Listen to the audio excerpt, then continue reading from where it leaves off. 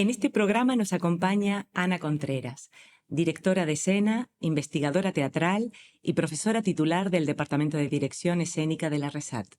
Es creadora y directora artística del Festival Místicas de Teatro Contemporáneo de Madrid, presidenta de la Asociación Internacional del Teatro del Siglo XXI, directora de la revista Cotaciones y miembro del Consejo Editorial de la RESAT, directora de 2 colecciones. Como investigadora teatral, se centra en la pedagogía artística, el teatro del siglo XVIII, el teatro conventual medieval, las últimas tendencias del teatro contemporáneo y, sobre todo, la relación entre lo teatral, lo ético y lo político, con perspectiva feminista y decolonial. Con más de 40 espectáculos dirigidos, entre los que se encuentran Me trataste con olvido, Clásicas en rebeldía, Érase un G.I. Joe en la Cólquide de Uganda, Vano fantasma de niebla y luz, Prisiones del alma, Esta divina prisión, Nameta, Sálvese quem poida, Hamlet y Rey Lear, entre otros. Proyectos artísticos con colectivos sociales como La poesía es mi manta, con la Asociación Sin Papeles de Madrid, Lugares comunes, Plena Inclusión Madrid y el Coloquio de las Perras, a partir del trabajo con miembros de asociaciones de mujeres y antiguas alumnas del Centro de Educación de Adultos. También proyectos transdisciplinares, investigación performativa sobre la mística española Juana de la Cruz y dramatización de Cuando hay falta de hechiceros, lo quieren ser los gallegos y Asombro de Salamanca, de Nicolás González Martínez, a partir de su edición crítica y su estudio de la puesta en escena de la comedia de magia del siglo XVIII. Actualmente en gira con su compañía La Otra Arcadia, Me trataste con olvido, Clásicas en rebeldía, y Vano fantasma de niebla y luz, que fue candidato a los Max en 3 categorías. Muchas gracias, Ana, por compartir tu tiempo con nosotras. Gracias a ti. Ana, ¿por qué teatro? ¿Por qué me dedico al teatro? Quiero decir, ¿no? Digo, pues ¿por qué no? Esta es mi primera respuesta, pero no lo sé, sí. Yo cuando conocí el teatro, que supongo que me preguntarás en algún momento cómo empecé y todo esto, me fascinó. Y me parece que además es una profesión en la que te permite aprender de todo y reflexionar sobre el mundo y por qué estamos en el mundo, sobre todo por eso. Porque es como esta necesidad de saber qué pintamos aquí, ¿no? Y creo que es el teatro que nos da esta respuesta, el que nos da la respuesta. ¿Cómo fueron esos inicios? Pues mira, yo estudié, o sea, en un colegio de monjas cuando era pequeña, párvulos, como se llamaba entonces, y ahí es donde empecé a hacer teatro. Hacía como, bueno, de la Virgen María y de Santa Catalina de Siena.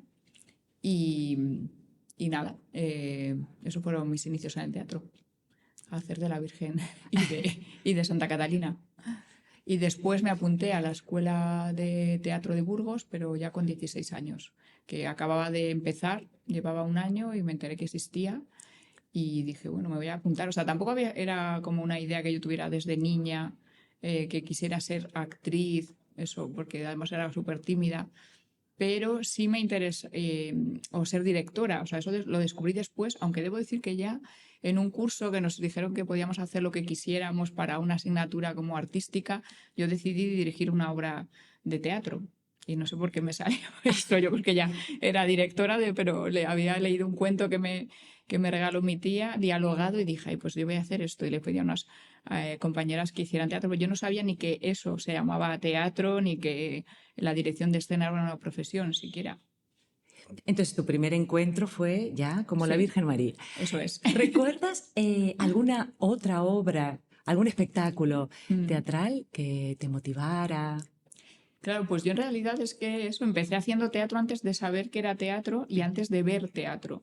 Yo creo que una de las primeras espectáculos que vi ni siquiera fue en un teatro, fue un Belén viviente que montó mi tío, que era profesor en un pueblo muy pequeño de la provincia de Burgos, en Hontoria de Valdearados, pues me convenció a todos los vecinos para hacer el Belén, montar un Belén. Y entonces yo fui a verlo y eso me fascinó. También era por las calles, bueno, es que era como un misterio medieval.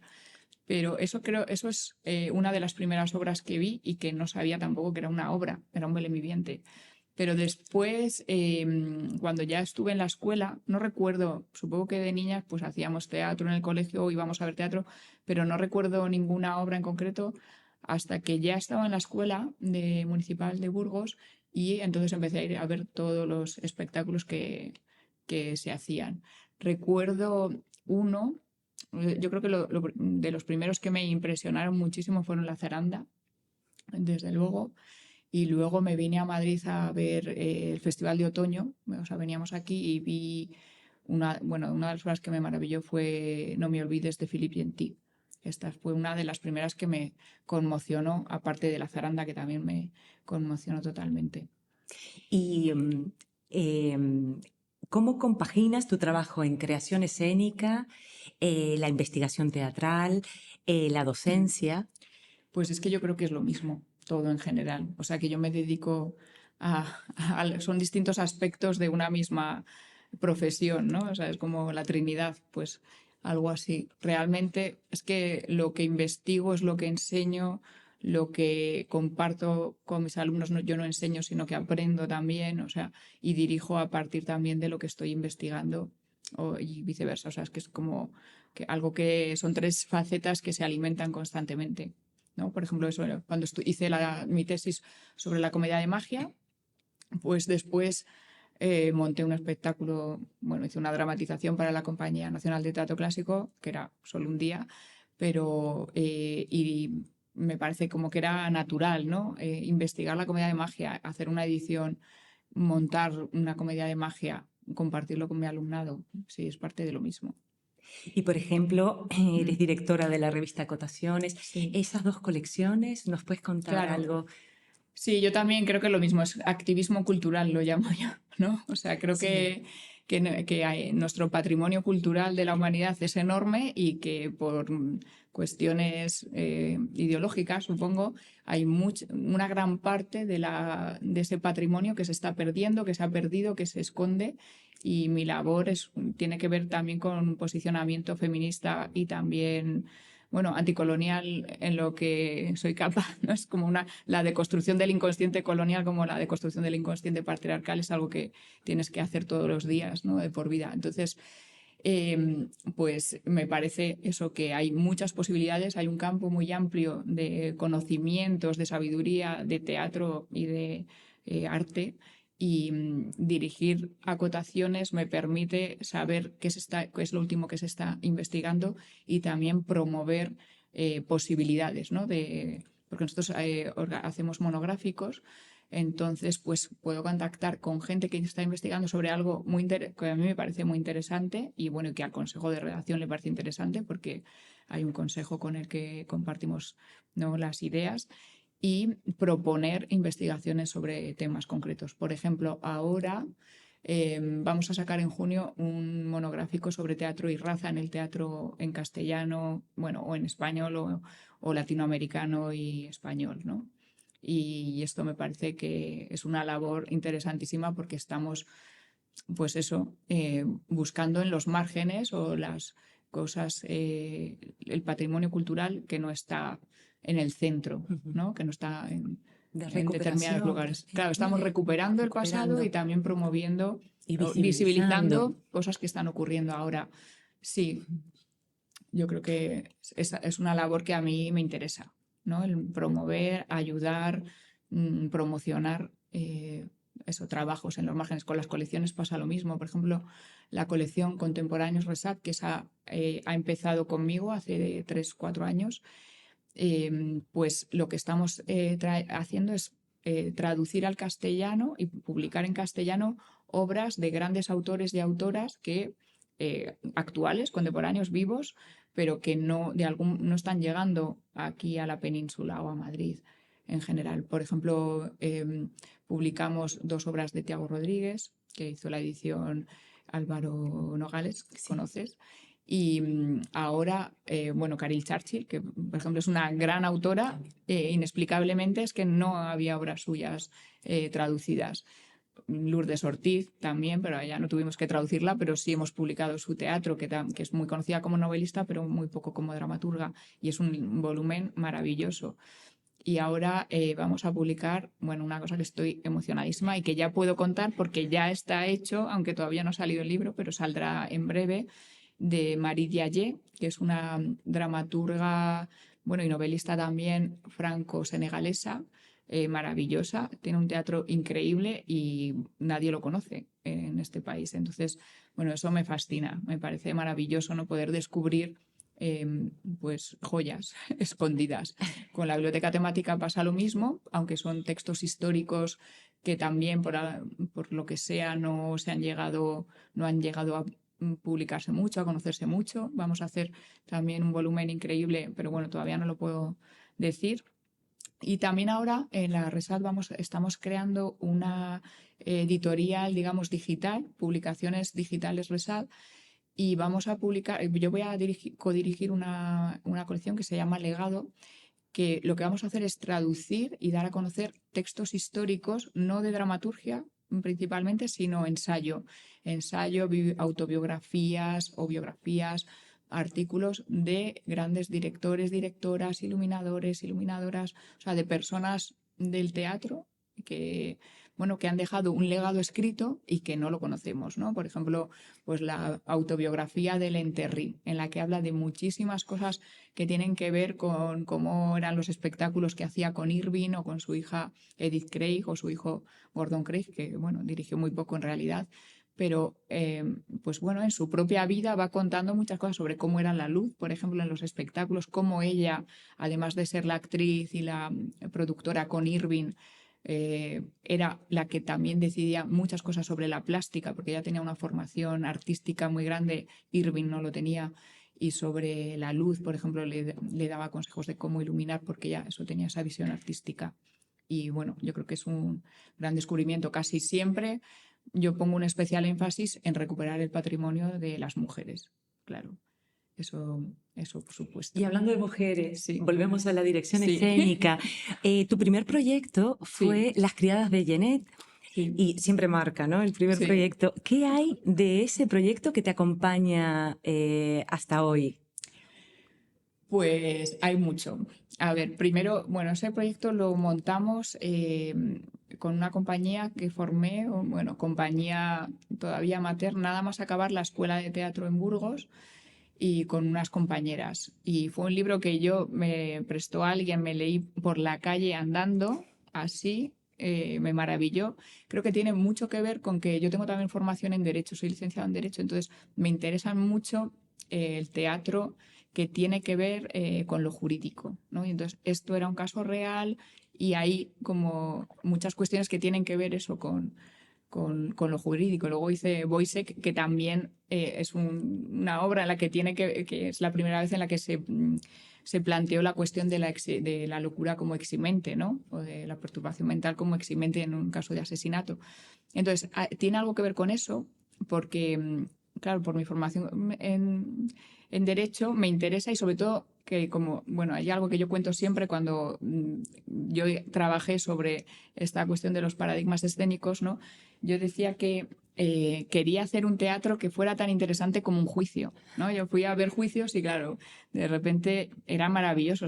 Yo me lo pasaba genial escuchando, bueno, era una cosa alucinante y eran casos reales, ¿no? Luego cuando trabajé mucho sobre Cicerón ya vi que el teatro y el derecho en sus orígenes eran lo mismo, porque Cicerón lo cuenta, que tanto los oradores, que eran los abogados de la época, se educaban con los actores, eran las mismas escuelas, ¿no? Y digo, mira, esta conexión tiene... Recordé un proyecto, Hamlet, de Roger Bernard, sí, el teatro participativo. Totalmente. Que también fue... Tiene mucho que ver, pues eso, bueno, los juicios pueden ser aburridos, pero hay juicios muy interesantes y se plantean muchas cuestiones. Y yo decía, es que, claro, veo muchas cosas en las obras de Shakespeare, que es lo mismo, están basadas en la oratoria y en el discurso, ¿no? Como en la retórica. No están basadas en las reglas aristotélicas. Entonces, esto es una línea que me interesaba indagar. Pero luego Las criadas lo que tiene, volviendo a la pregunta, tiene algo que es un mundo mágico, o sea, es un espectáculo, es una escritura muy asociativa, ¿no? Porque en realidad lo que pasa es muy poco, son todo las paranoias de las dos mujeres y es es un texto muy poético que te abre la mente a una fantasía alucinante, ¿no? A otro mundo. Y eso me parece que es lo interesante, porque yo creo que el teatro lo que hace es abrirte abrir tu mundo a otros mundos, ¿no? O abrirte la posibilidad de vivir otros mundos o de entender otros mundos. Y eso es lo que me... Y en tu universo, en tu mundo, ¿qué temas te interesan explorar? Uf, todos. A Voy a todos. decir como una amiga mía que es una directora de escena finlandesa, Anne Rautiainen, que decía, pues los grandes temas. Y alguien le dijo, ay, fíjate, siendo mujer y te interesan los grandes temas, también. Estas cosas que pasan. Bueno, Vaya.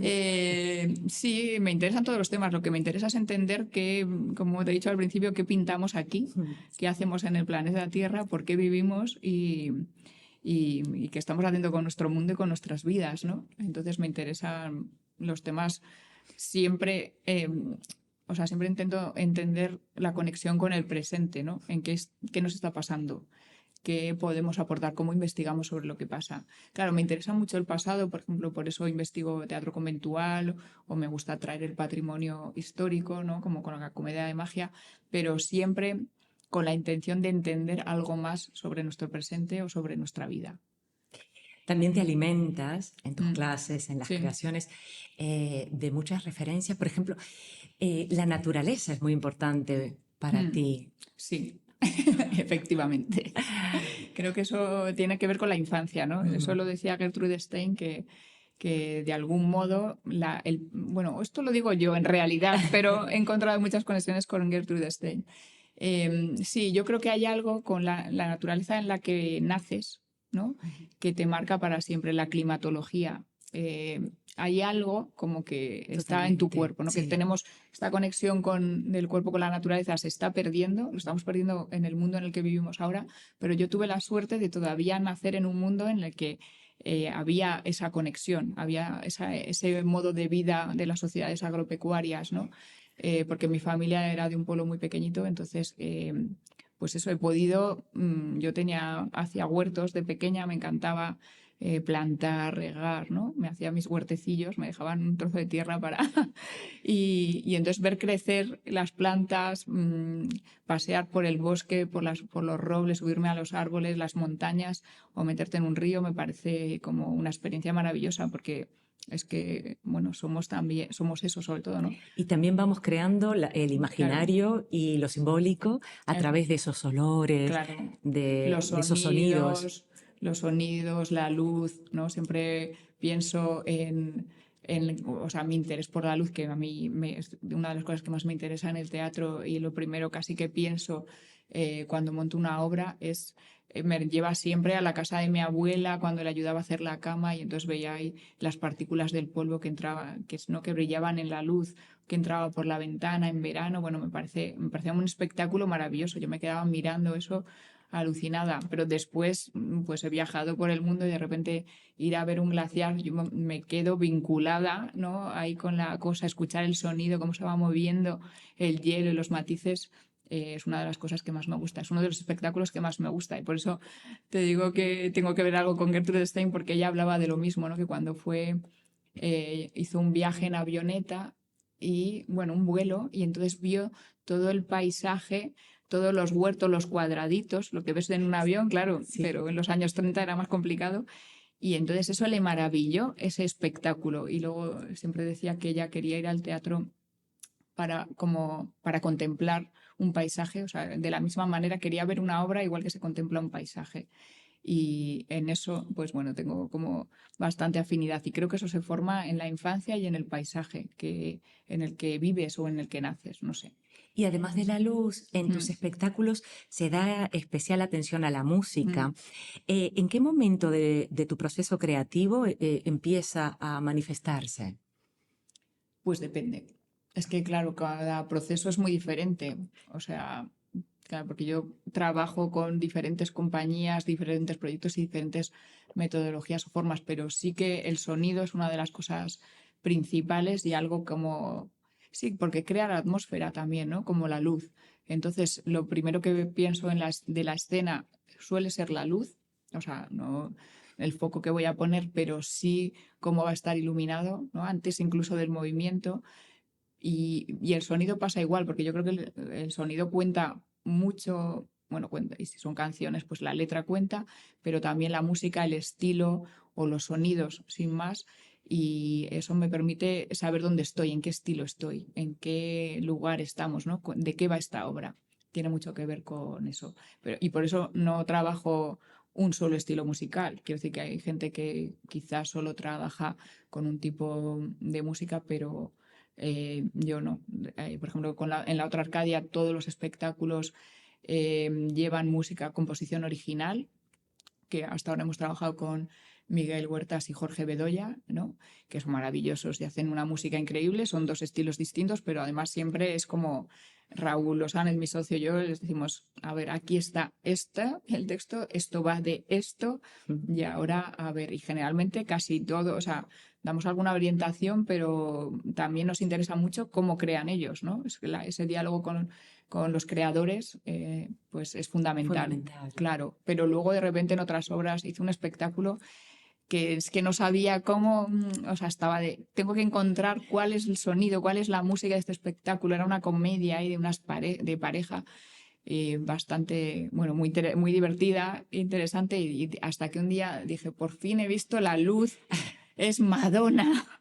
Yo no sabía mucho de Madonna, o sea, ni siquiera la había escuchado muchísimo, ni era fan de Madonna, pero dije, no, es que es Madonna lo que pega aquí. Entonces me escuché toda la discografía de Madonna hasta que seleccioné los temas que tenían que ir. Y me acuerdo además que escribí al actor y le digo, bueno, por fin he visto la luz, es Madonna. Y me dijo él, ay, me has asustado, pensaba que te habías vuelto loca. ¿Qué quiere decir este mensaje? Y digo, no, es que me ha costado un montón llegar a esa conclusión, pero sí. ¿Y tus procesos creativos son más de mesa, en solitario, o necesitas salir, necesitas comunicarte desde el principio? Depende, ya te digo, también, ¿no? esto de ser directora mujer sin estilo, que es que es un estilo en Que sí es un mismo, estilo. pues hace que a veces quiero decir, proyectos que me piden que dirija. Entonces tiene mucho que ver la comunicación con la persona que me lo encarga. O sea, es decir, si es un encargo, siempre voy a hablar de algo que a mí me interese. Y de hecho, acepto casi todos los encargos porque siempre hay algo que me interesa mucho en que alguien quiera hacer algo, ¿no? Me parece como un compartir un interés personal, o sea, sobre todo el teatro, que es una de las artes más espirituales que hay, pero que además hay esa comunicación social, ¿no? Es como, o sea, alguien quiere hacer esto, ha pensado en mí, vamos a ver qué mundos podemos compartir y qué vamos a aprender de todo esto. Solo tengo algunas líneas rojas, que es cuando una vez me ofrecieron un espectáculo, un texto muy machista y dije, pues esto yo no lo puedo hacer, lo siento, pero en general me interesa. Entonces, cada proceso es muy diferente, ¿sabes? No, ¿cuál era la pregunta? Que me voy, me emociono, me pierdo. Lo has respondido, el Sí, proceso. sí. Claro, es que los procesos son súper diferentes. ¿Sabes? Lo mismo es el diálogo, que estoy en mi casa encerrada y me hago un montón de esquemas de todo muy preciso, o salgo y empiezo a hablar, bueno, me documento un montón también. Hace más de 10 años Sí. llevaste a escena a Hamlet y Sí, Rey Lear sí. con un reparto multiétnico y expresaste que la elección del reparto aportaba significados políticos y filosóficos que eran inéditos tanto a las obras de Shakespeare como a nuestro mundo, ¿no? ¿Cómo enfocas en tus creaciones esa relación entre lo teatral, lo ético y lo político? Son muchas preguntas en una, ¿no? A ver, claro, sobre Hamlet y Rey Lear, bueno, esto que has citado lo comenté en una conferencia y un artículo bueno, un par de artículos que he tenido que escribir sobre estas cuestiones, y me di cuenta, ¿no? De que de repente haber hecho esa elección fue algo que ocurrió porque yo conocí al principio en Hamlet, que es la primera que dirigí, a Wei Chi-chu, que es una actriz taiwanesa que entonces llevaba poco tiempo en España, pero es que la vi y dije, es Ofelia, ella es Ofelia. O sea, no pensé en la cuestión étnica, ¿no? Fue algo como a posteriori, era 2009 o algo así, digo, Entonces, si ella hace Ofelia, ¿cómo justificamos y tal? Pero fue a posteriori, yo vi que ella era el personaje. Pero dije, bueno, pues vamos a indagar en esta cuestión, ¿no? ¿Qué pasaría? Y entonces ahí me di cuenta que realmente Shakespeare, cuando escribe Hamlet, o sea, había una duda que yo tenía siempre de comprensión del texto. Bueno, hay varias cuando lo veía, cuando lo estudiábamos y lo analizábamos, digamos que siempre se analiza todo igual, como que ya van siendo como análisis manidos, ¿no? Digo, pero a ver, ¿cuál es el verdadero problema para que Hamlet y Ofelia no se casen? ¿Por qué Polonio le dice a su hija que no puede tener relaciones con el príncipe? Si realmente estudiando el derecho de la época, Dinamarca, Edad Media, esto no era un problema. En la Inglaterra isabelina, alguien de la corte tampoco tendría un gran problema. Y entonces pensé, claro, ¿de qué va la obra? O sea, hay un conflicto bélico con Polonia, ¿no? Se supone que Fortinbras quiere pasar por Dinamarca para llegar a Polonia. ¿Y cómo se llama el padre de Ofelia? Polonio. O sea, ¿qué pasa si lo que ocurre es que son extranjeros, ¿no? Entonces, bueno, eso como coincidió a la vez que estaban ocurriendo en las casas reales, ves de ahí mi relación con la realidad. De repente las casas reales europeas, los herederos y herederas se estaban casando con plebeyos y plebeyas, como es el caso de nuestra monarquía. Y eso, siglo XXI, un hito histórico. O extranjeras también, en Claro, otras. y extranjeras después, Después. porque en ese momento todavía no. Entonces dije, bueno, qué interesante esto que está pasando y cómo puede estar ocurriendo, o sea, cómo podía ser el mismo conflicto en otro momento, ¿no? Que bueno, es algo que ahora mismo ya casi que nos da igual y nos parece una tontería, pero en ese momento no. Pero bueno, pues no sé si te he respondido, pero de esta manera, o sea, siempre es que el teatro para mí tiene una posición ética y política siempre, o sea, nos posicionamos, no es una cuestión de partidismo, como decía Brecht o como dice Didier Huberman, sino de posicionamiento. Tú te posicionas en el mundo y eso quiere decir que estás viendo unas cosas y otras no las ves, porque nuestra posición es esta, ¿no? Siempre yo ahora te estoy mirando a ti, no veo lo que hay detrás de mí. Entonces, ¿cómo podemos posicionarnos para ver algo más del mundo? Y sobre todo ver estas relaciones de poder y las cuestiones éticas. Yo creo que de hecho el teatro en Grecia, bueno, no lo creo solo yo, sino lo dice Nicolás Ridaut, por ejemplo, cuando aparece la tragedia siempre habla de la ética, ¿no? Y de la responsabilidad, de cómo nos enfrentamos a este problema. Y lo que hace el teatro y los mitos y los cuentos es crear un posicionamiento ético. ¿Cómo damos respuesta a esto que está ocurriendo? Y esa es lo que hace el teatro y lo que nos tenemos que preguntar como directoras de escena. O yo me lo pregunto. Un proyecto pedagógico, Duelo y Memoria, Sí. teatro discursivo. ¿En qué consistió ese proyecto?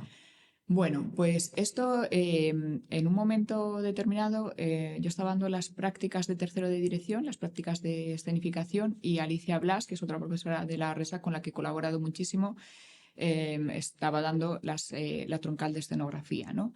Entonces lo que decidimos es hacer un trabajo de colaboración, de pedagogía colaborativa y teatro discursivo, que eran dos cuestiones que nos interesaban, con todo el alumnado de dirección y de escenografía.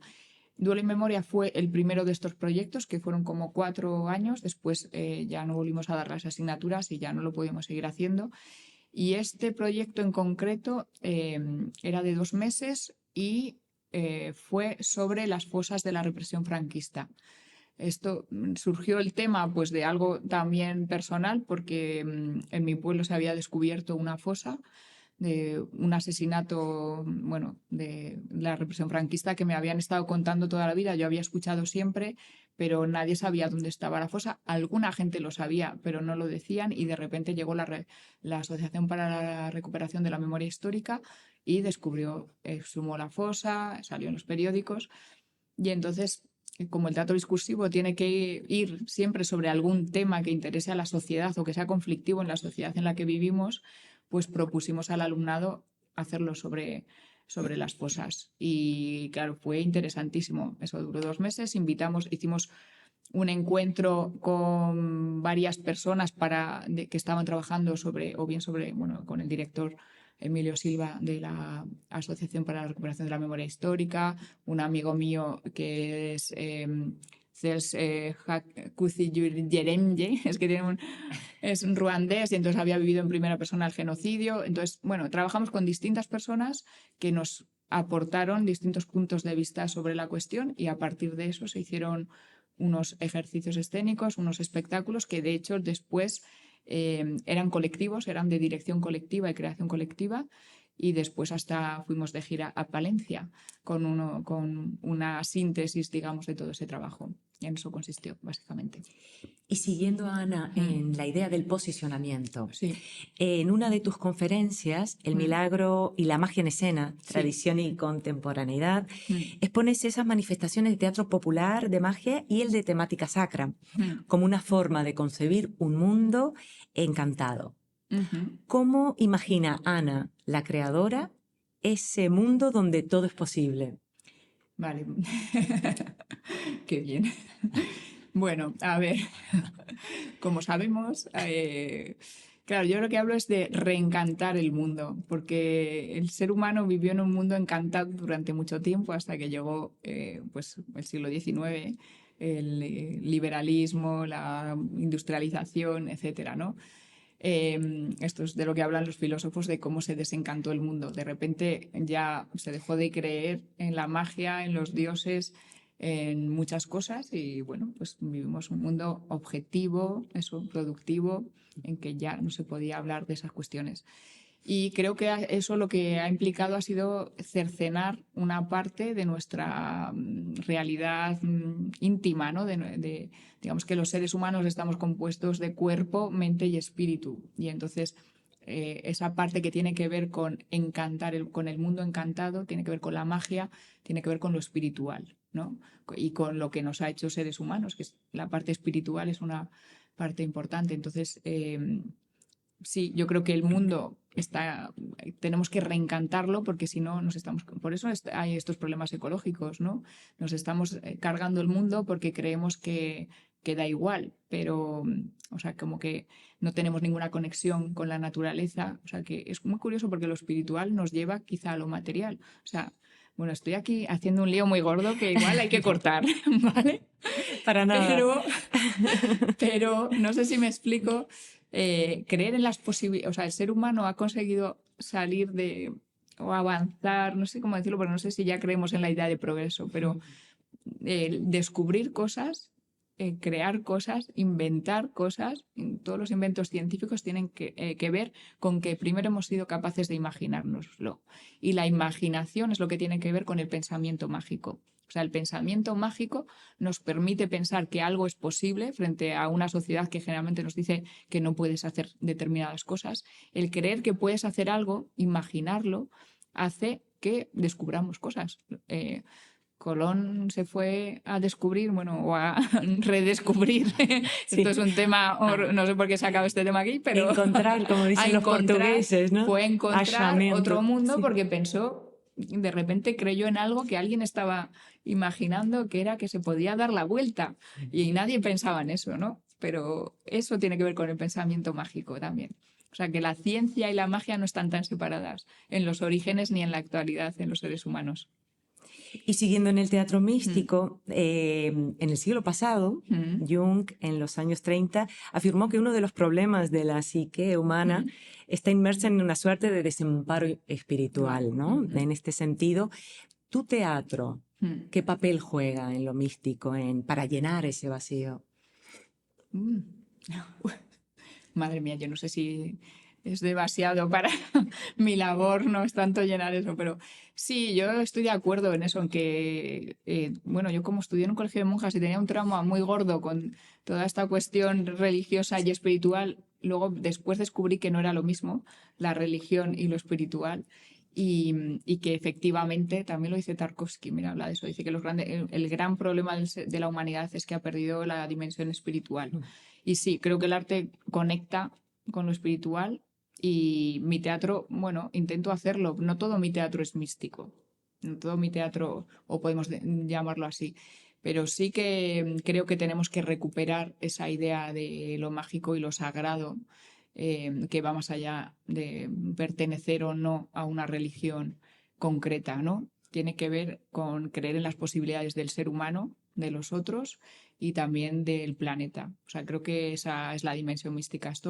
Antes hablábamos de Bonnie Marranca, que me comentabas que te había interesado. Es una pensadora teatral que me parece maravillosa y siempre hablo de ese libro de Ecologies of the Theatre, ¿no? Ecologías del teatro, que es de 1999 y que me parece que es profético casi, ¿no? Que está hablando de algo que ahora estamos viviendo.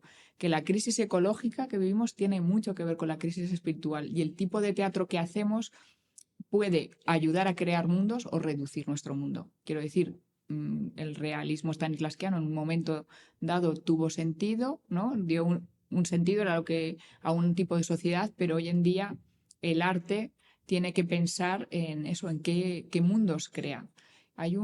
Esto lo comento siempre, hay un director que es Peter Sellars, que él cuando le preguntó una vez un alumno que vino a la escuela, a la Resat, y le preguntó ¿qué consejo nos das para ser directores de escena? Y él dijo, pues mira, imagínate cómo es el mundo en el que quieres vivir y vive en él.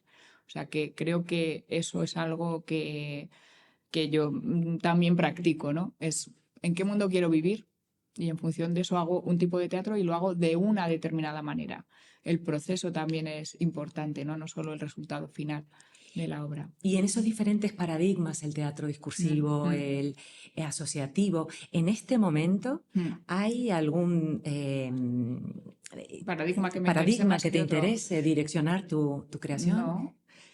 No, yo creo, a ver, esto me agrada que me hagas esta pregunta porque quiero decir que esto ha sido una innovación pedagógica mía, una aportación que he llevado a la RESAD y que ahora se ha extendido y a todo el mundo parece que ha llegado de la nada. Pero tiene que ver con eso, con esto que te contaba, o sea, con los mundos que a mí me interesaban ya de niña, de repente hacer la Virgen María en la Anunciación, hablando de cosas que son invisibles, que no sabes de qué se está hablando y que es todo metafórico, ¿no? Alegórico. Trabajar en la alegoría y luego ir a un juicio y pensar en un discurso sobre derechos humanos, pues me hicieron pensar en el teatro de o sea, atendiendo a nuestra dimensión, a nuestro pensamiento mágico, como te decía, nuestro pensamiento racional y nuestro pensamiento mítico. O sea, me di cuenta de que contamos las historias de maneras muy diferentes, pero que se pueden mezclar, y eso es lo que hacen los grandes textos. Entonces, para mí, cualquier teatro interesante hoy en día es un teatro en que podemos ver estas diferentes formas de pensamiento en escena, ¿no? Como pasa con Shakespeare. Luego lo podemos hacer de una manera u otra, pero creo que en cualquier teatro que esté que a mí me interese, iba a decir que esté bien hecho, pero no, simplemente que a mí me interesa es que todo se combine, todo depende o sea, porque son maneras, puntos de vista sobre lo mismo. Tú miras un objeto y lo ves de muchas maneras, ves lo que cuenta, pero ves cómo está hecho, ves los materiales, ¿no? Ves qué discurso hay detrás, qué conceptos hay detrás. Y entonces, bueno, no me interesa uno especialmente, me interesa la combinación general. Hay un artículo, Biografías y autoficciones en la práctica escénica contemporánea, en coautoría con Alicia Blas, que se expone ante la ficción cotidiana, el teatro no puede pretender tener la verdad, como en la época de la escena teológica stanislavskiana. Como mucho puede ofrecer honestidad. ¿Nos puedes ampliar esto?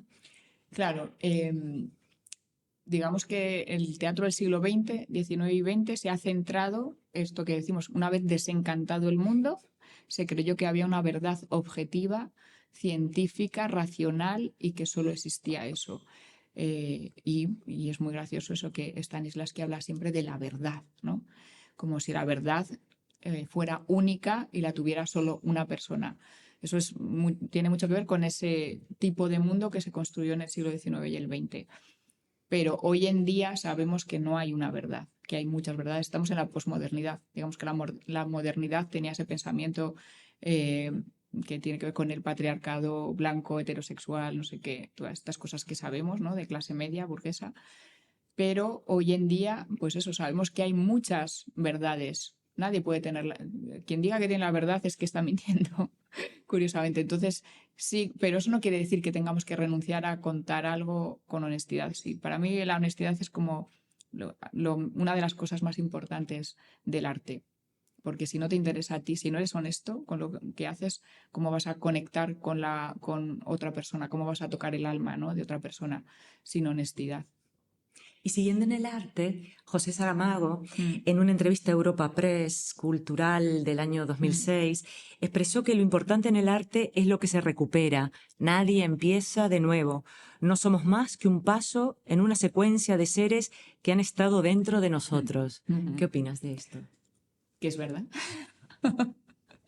En breve te digo que estoy de acuerdo. Claro que sí. O sea, venimos de una genealogía de otros lugares y vamos repitiendo y vamos dialogando con los muertos, ¿no? Es una cosa que hacemos en el teatro siempre, dialogar con los muertos, poner la voz de los muertos en escena y la voz de los vivos. Entonces es como un trabajo muy bonito, que no solo una comunicación con el público, sino también con nuestros antepasados, ¿no? Y dejamos un legado para el futuro. Sí, creo, estoy de acuerdo con Saramago. Y cambiando un poco de tema, sobre el Festival Místicas, ¿cómo Sí. surgió la idea y cómo se dieron las diversas sinergias y cómo fue la recepción del público? Pues esto se conecta con lo que te decía antes, de que para mí mi trabajo es uno y luego tiene muchas formas. Yo empecé a investigar sobre Juana de la Cruz, que fue esta mística española del siglo XV y XVI, que bueno, tiene un modelo de santidad anterior a Santa Teresa, que fue una mujer que fue párroco, consejera, bueno, párroco nombrada por el Papa, un fenómeno muy poco conocido, que hubo muchas mujeres párroco en la Edad Media.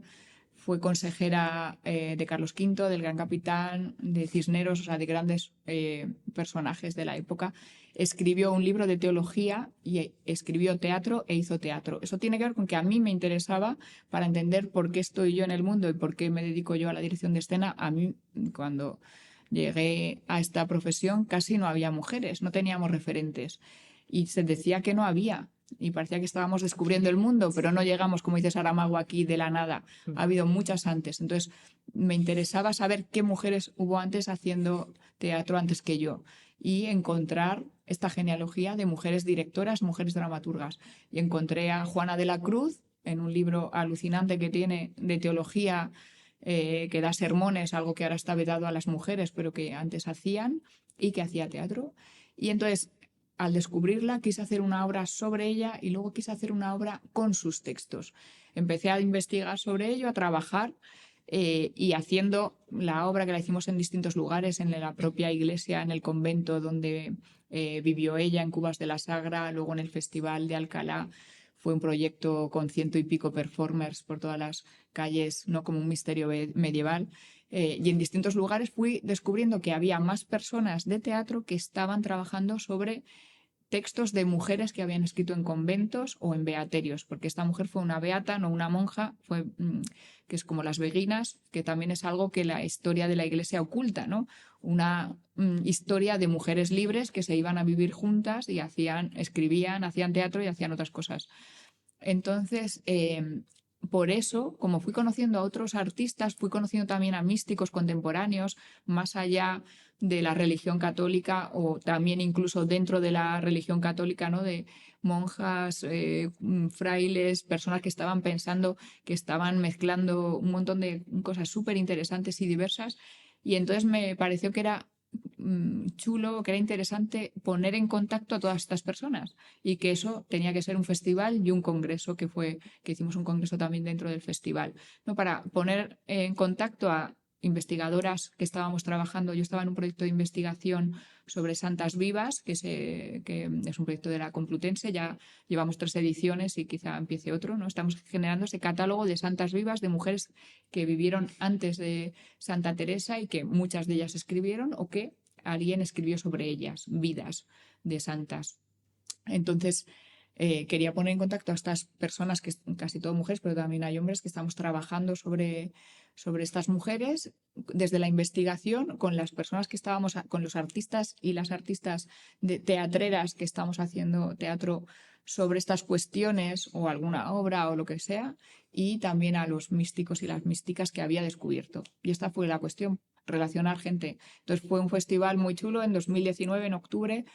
con 15 días de obras, talleres, como además no tenía sede, porque lo que me interesaba era conectar a gentes muy diversas. Además me pareció maravilloso, y esto tiene que ver con la recepción, cómo de repente personas muy distintas les interesó el proyecto y llegaron desde muchos lugares, porque como era un proyecto que nunca se había hecho, que no tenía ideología, que no estaba connotado, que no era de artes vivas, de arte clásico, de no sé qué, se mezclaron muchos géneros, estilos y personas, pero alucinantemente diversas. Fue divertidísimo, fue interesantísimo eso, sobre todo ver cómo había un lugar de escucha y de encuentro, ¿no? Con gente que nunca hubiera pensado mezclarse. O sea, encontrar a una monja que es una activista de la Lavapiés, escuchar a Pepa Zaragoza y emocionarse como, ay, pero sí que vivimos lo mismo. O sea, cuando habla Pepa Zaragoza sobre por qué ella es actriz, cómo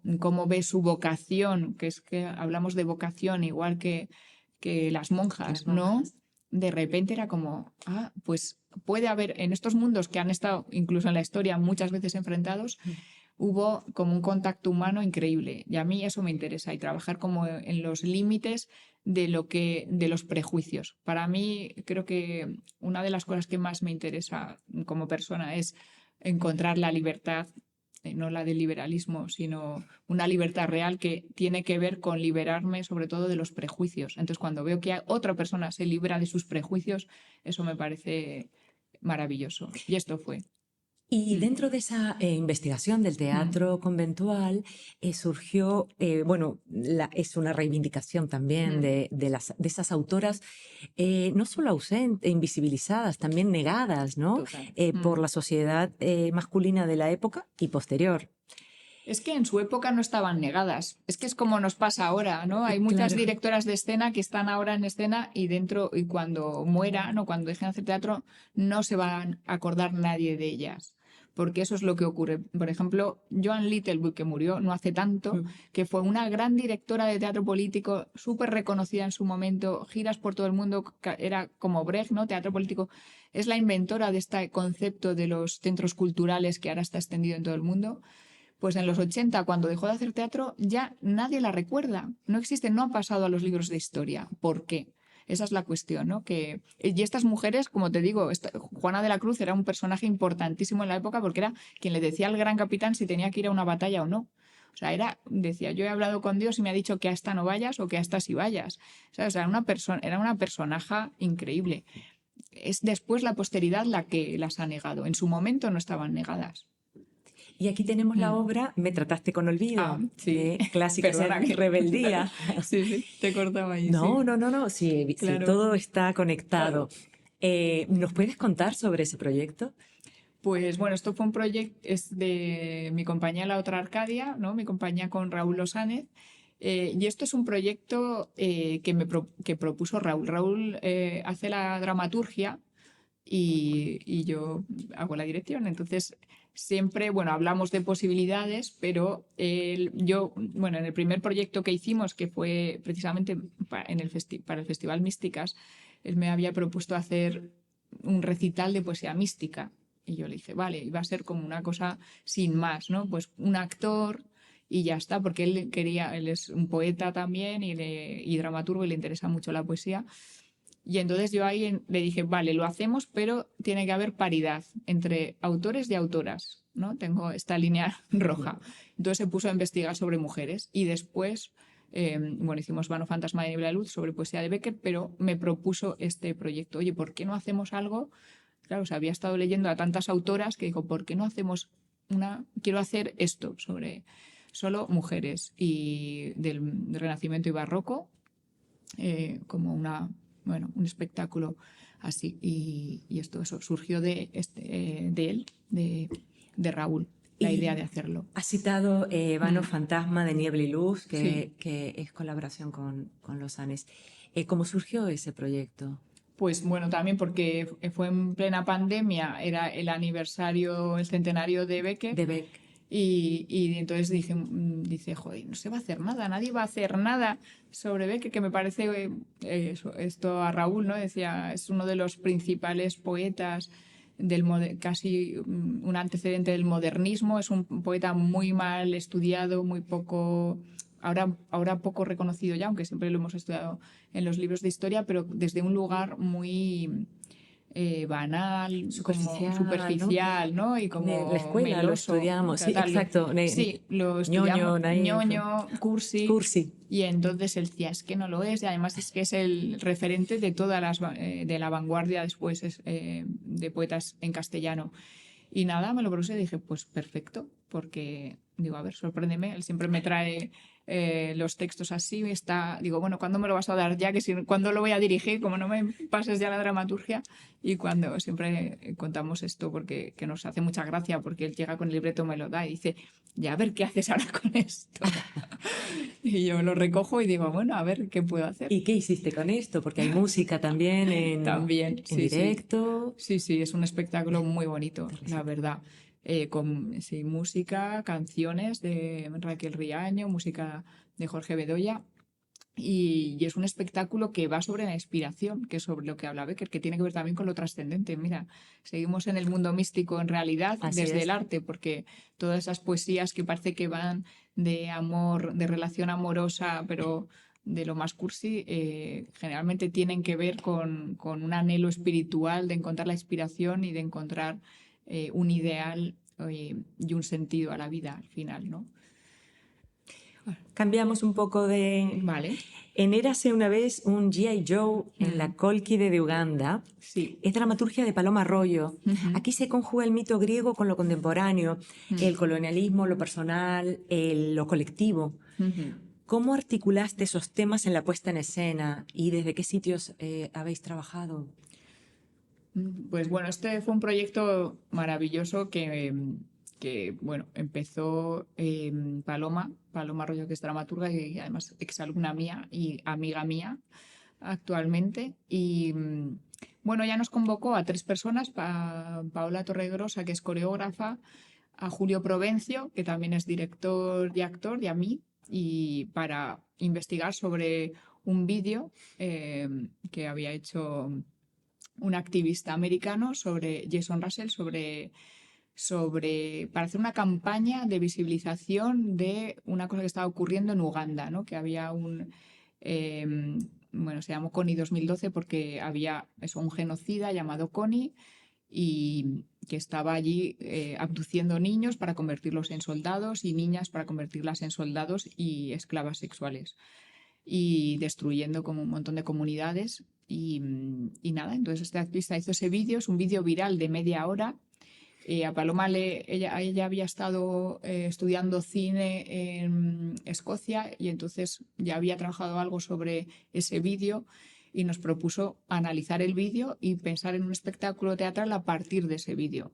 Entonces, bueno, ahí estuvimos, justo empezamos antes de la pandemia, llegó la pandemia, nos reuníamos de vez en cuando, una vez al mes o lo que sea, para seguir pensando qué queríamos contar con eso, por qué nos atraía, porque lo más interesante era el lenguaje cinematográfico, ¿no? Era cómo contar una cosa para conseguir movilizar al mundo entero, pero luego también las trampas que hay en el relato, ¿no? Cómo estaba relatado ese vídeo. Bueno, a partir de eso, luego Paloma pidió una beca ETC en la Cuarta Pared, escribió el texto y el texto nos maravilló. El texto, digamos, que recogió muchas de las cosas que habíamos ido hablando, ¿no? De repente este mito, o sea, lo de la idea del mito surgió de nuestros diálogos de, oye, pero es que tiene mucho que ver con los argonautas, ¿no? Con eso de ir a conquistar, con, bueno, una serie de cosas. Porque decíamos, de Connie en realidad podemos hablar poco, ¿no? No estamos allí, ponernos a hablar como de otro lugar, qué legitimación tenemos para hablar de algo que está ocurriendo en otro sitio,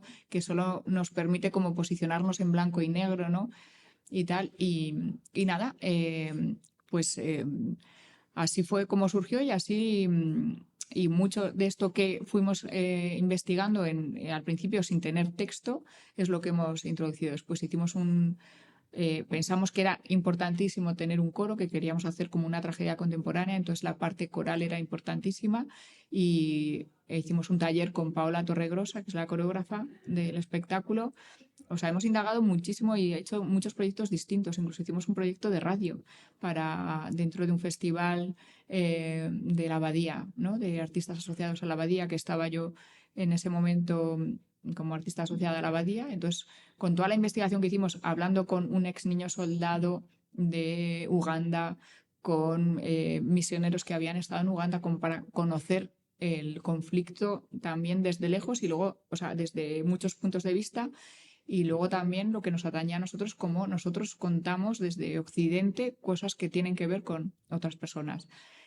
Entonces luego en la puesta en escena final, porque hemos hecho 2 veces el proyecto de distinta manera, pues sí, el coro era importantísimo y la parte, digamos, dancística era muy importante. No sé, es que hay muchas estrategias distintas. La música era muy importante también. Trabajamos con sonidos que nos grabaron de Uganda, perdón, de distintos parques de Uganda, no sé. Hay otro proyecto, Mm, en lo social, que es mm, La poesía es mi manta. sí, Ese espectáculo, concierto mm, antirracista sobre la sí. migración subsahariana, con actores autóctonos y micróctonos Micrófonos. de la Asociación Sin Papeles de Sí, Madrid. ¿Cómo se ha estructurado ese proyecto? pues a ver, esto es un proyecto que me invitaron a dirigir, pero que ya había iniciado la Asociación Sin Papeles. Eh, Fue un proyecto, o sea, esto se empezó por una invitación que hizo La Puerta Estrecha, que era un teatro que ya no existe, que invitó a distintos colectivos de lavapiés a hacer un recital de poesía de sus países de origen. Entonces ellos hicieron un recital y yo fui a verlo. Yo ya tenía contacto por, bueno, otras cuestiones con distintas personas de la asociación, pero ese recital lo dirigió una creo que se llama Cheri Matos, que es una directora que estaba, bueno, de paso aquí uruguaya, estaba de paso en Madrid. Y como ya se fue, después quisieron hacerlo para el 2.º aniversario del Tarajal, de las muertes del Tarajal, bueno, de esta especie de genocidio del Tarajal. Quisieron volver a hacer el espectáculo, que era simplemente un recital de poesía, de distintas poesías. Y entonces me llamaron para ver si les ayudaba a organizarlo. Bueno, pues eso, 1 hora antes de hacerlo, dije, vale, pues tú te pones aquí, tú allá y ya está. Pero bueno, salió muy bien y me dijeron, jo, ¿por qué no nos diriges un espectáculo con esto? Y que nos gustaría hacer un espectáculo. Porque en un principio empezó también como un espectáculo que tenía que ver para desmitificar la cuestión de todas estas cosas que la gente piensa sobre los manteros, ¿no? Tenía que ver mucho con eso, con hacer un alegato en defensa de los manteros y sobre todo para llevar información a la sociedad de cosas que van diciendo en la televisión que son falsas, que la noticia estaba hablando de mafias, de una serie de cosas que no tienen nada que ver con la realidad. Entonces se trataba también de, bueno, despenalizar la manta, porque esa era la cuestión, cambiar el imaginario social y hacer algo efectivo. Otra vez vuelvo al teatro y el derecho, ¿no? Algo efectivo contra esa penalización de los manteros y las redadas policiales y todo lo que estaba ocurriendo.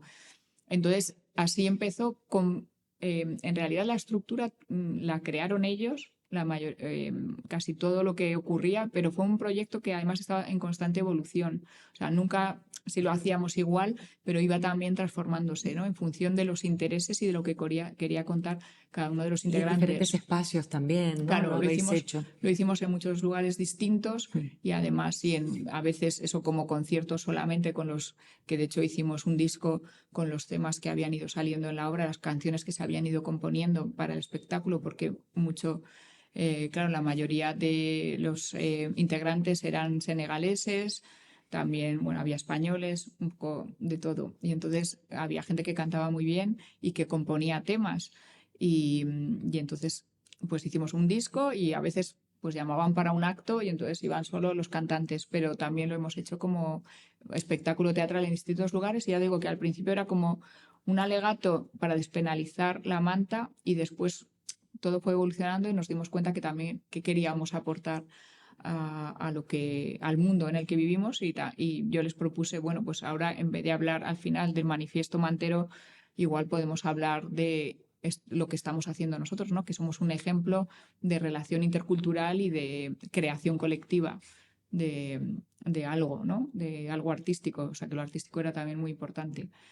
Y nada, eso fue el proyecto. Antes hablabas de la presencia en lo radiofónico y aquí me voy al proyecto de Lugares Comunes, que fue un taller de microficciones para radio, personas con discapacidad intelectual, y fue un espacio de encuentro donde las y los participantes creaban historias breves, partían de sus experiencias de vida, ¿no? En torno a la igualdad de género también. ¿Cómo fue esa experiencia?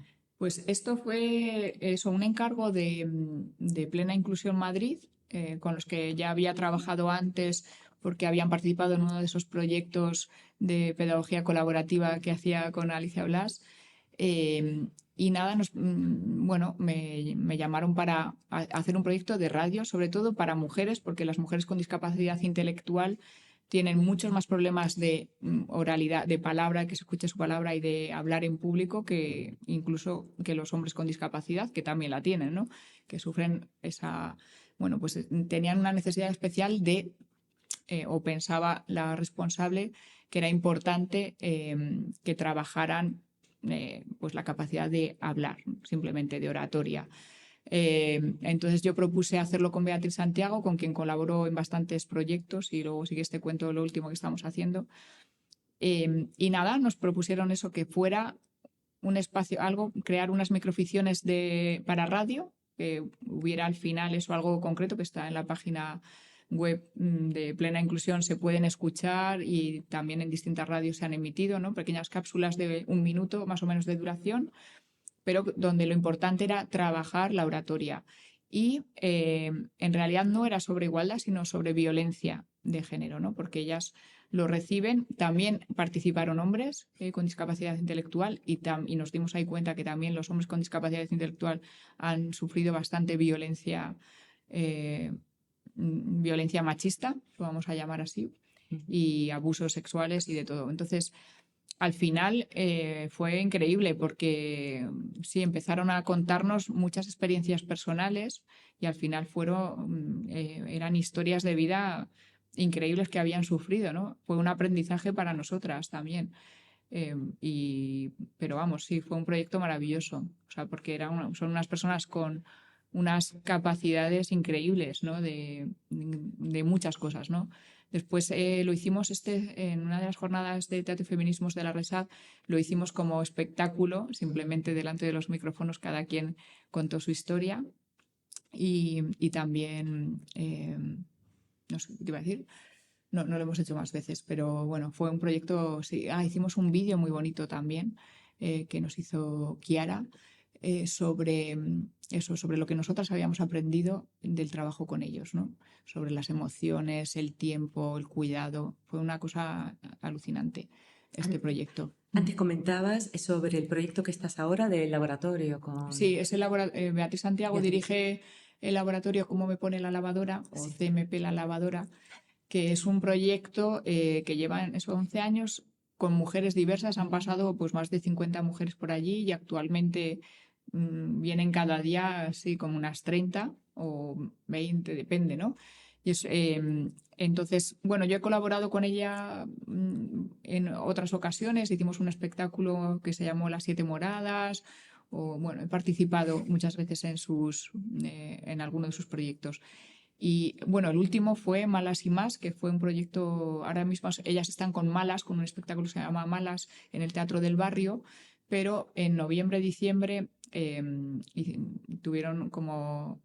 tenían un proyecto financiado por el Ministerio de Igualdad que para incluir en esa idea que tenían, bueno, el proyecto de investigación de Malas, también a mujeres migrantes del barrio de Lavapiés. Y entonces colaboré con ellas en Malas y Más, que fue el proyecto. Y ahora estamos trabajando otro proyecto, una investigación que ya veremos cómo acaba al final, que se va a llamar Corpus. Por ahora es el título y tiene que ver con el cuerpo de las mujeres, ¿no? Cómo percibimos, sobre todo las mujeres ya con cierta edad. Y este es nuestra próxima, espero que sea un espectáculo, pero es una actual investigación muy bonita, la verdad, que está siendo muy apasionante y muy interesante. Ana, siempre hablamos del teatro como fenómeno sanador. En toda tu trayectoria, ¿podrías compartir ¿Un momento donde hayas experimentado esto de una manera especial? Uf. No lo sé, creo que, o sea, que tienes razón, que sí, que el teatro, o sea, yo creo que cada proyecto experimento algo porque aprendo algo y eso produce una sanación de algún modo, ¿no? Con mi proyecto de Juana de la Cruz creo que fue un momento en cada una de todo el proyecto en general fue muy sanador para mí porque, claro, yo había estudiado en un colegio de monjas franquista en realidad y entonces el trauma era enorme. Entonces acercarme de nuevo a estos espacios, hicimos residencias en varios conventos y trabajar sobre estos temas sin el prejuicio religioso, sin el trauma, o me permitió, como se dice en psicología, atravesar el trauma, ¿no? He sido capaz de hacer esto, lo he entendido y colocarlo en un lugar que ya no duele, ¿no? Al revés, todo lo contrario. He descubierto como a personas increíbles. Pero es verdad que ya el teatro, desde que empecé eso en el colegio con 5 años haciendo la Virgen María, es lo que me ayudó a sobrevivir en el fondo, ¿no? Porque, bueno, es que esa España franquista era horrenda, la verdad, el colegio era terrible para mí. Luego tengo compañeras que dicen que lo vivieron bien, y yo era una niña súper buena y buena estudiante y nada, pero me parecía todo feo, horroroso, ¿no? Creo que era un lugar sin ninguna belleza y representar esos momentitos de la Biblia, de la Anunciación o de las visiones de Santa Catalina es lo que yo creo que me sanó, me permitió seguir viva, vamos. Si no hubiera sido muy difícil. Bueno, y Bueno, ahora, es no, una... no, y ahora lo ves con otra, Y ahora lo veo de otra que manera y hablábamos luego veo, digo, de la madre mía, perspectiva. hace poco estuve hace 2 fines de semana en Barcelona en un congreso que hacía Duoda, que es un grupo de investigación sobre la historia de las mujeres. Nos llamaron a Beatriz Santiago y Beatriz me llamó a mí para hacer una obra, escenificar una obra de Rosvita, que es la primera dramaturga de la historia moderna, digamos, del siglo X, es la primera dramaturgo europeo.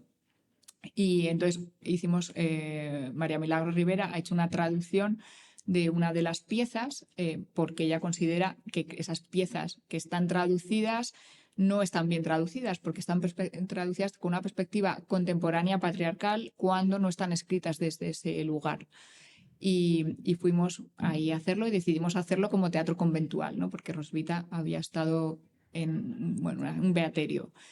Y luego nos reíamos, digo, madre mía, es que, digo, haber estudiado tanto teatro, me he ido a Londres a estudiar teatro, he estudiado la RESAD, soy profesora y vuelvo a hacer lo mismo que en mis orígenes, ¿no? Creo que al final tienes como que cerrar un ciclo. El ciclo, ¿no? Vas haciendo un ciclo, digo, y aquí vestida de monja haciendo otra vez estas pequeñas historietas de la Biblia. Sí, pero bueno, creo que es muy sanador. Es muy hacerlo, sanador. sí. Me gustaría acabar con un poema de Alfonsina Storni, favorita de Nuri, mi madre. Tú me quieres blanca. Tú me quieres alba, me quieres de espumas, me quieres de nácar, que sea azucena, sobre todas casta, de perfume tenue, corola cerrada. Ni un rayo de luna filtrado me halla, ni una margarita se diga a mi hermana. Tú me quieres nívea, tú me quieres blanca, tú me quieres alba. Tú que hubiste todas las copas a mano, de frutos y mieles los labios morados. Tú que en el banquete cubierto de pámpanos dejaste las carnes festejando a Baco. Tú que en los jardines negros del engaño, vestido de rojo, corriste al estrago. Tú que el esqueleto conservas intacto, no sé todavía por cuáles milagros. ¿Me pretendes blanca? Dios te lo perdone. ¿Me pretendes casta? Dios te lo perdone. ¿Me pretendes alba? Huye hacia los bosques, vete a la montaña, límpiate la boca, vive en las cabañas. Toca con las manos la tierra mojada, alimenta el cuerpo con raíz amarga, bebe de las rocas, duerme sobre escarcha, renueva tejidos con salitre y agua. Habla con los pájaros y lévate al alba.